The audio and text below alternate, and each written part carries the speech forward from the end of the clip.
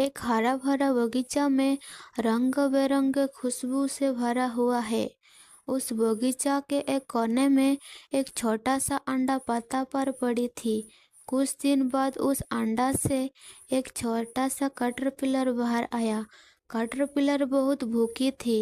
वो हर रोज पत्ता खाती थी और धीरे धीरे बड़ी होने लगी। लेकिन उसने हमेशा लगता था कि वो बाकी जीवों की तरह सुंदर क्यों नहीं है। बगीचा में मधुमक्खी सभी खूब सुंदर देखते थे। कैटरपिलर खुद को बदसूरत महसूस की थी। एक दिन उदास होकर उसने सोचा, काश मैं भी सुंदर दिखती, कोई मुझे देखकर खुश होता। धीरे धीरे मौसम बदला और कैटरपिलर ने एक अपना चारा और कोकून बुन लिया।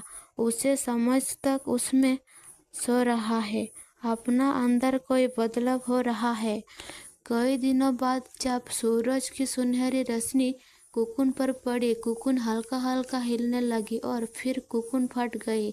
हमेशा निकल आई और खूबसूरत तितली। उसके पंख लाल पीले और नीला रंग के थे।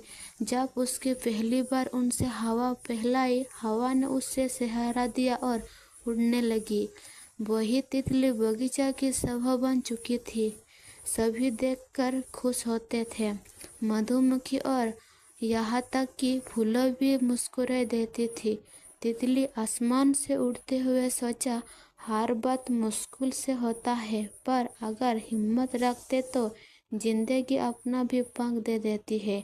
और वो खुशी एक हरा भरा बगीचा में रंग बिरंगे खुशबू से भरा हुआ है। उस बगीचा के एक कोने में एक छोटा सा अंडा पत्ता पर पड़ी थी। कुछ दिन बाद उस अंडा से एक छोटा सा कैटरपिलर बाहर आया। कैटरपिलर बहुत भूखी थी। वो हर रोज पत्ता खाती थी और धीरे धीरे बड़ी होने लगी। लेकिन उसने हमेशा लगता था कि वो बाकी जीवों की तरह सुंदर क्यों नहीं है। बगीचा में मधुमक्खी सभी खूब सुंदर देखते थे। कैटरपिलर खुद को बदसूरत महसूस की थी। एक दिन उदास होकर उसने सोचा, काश मैं भी सुंदर दिखती, कोई मुझे देखकर खुश होता।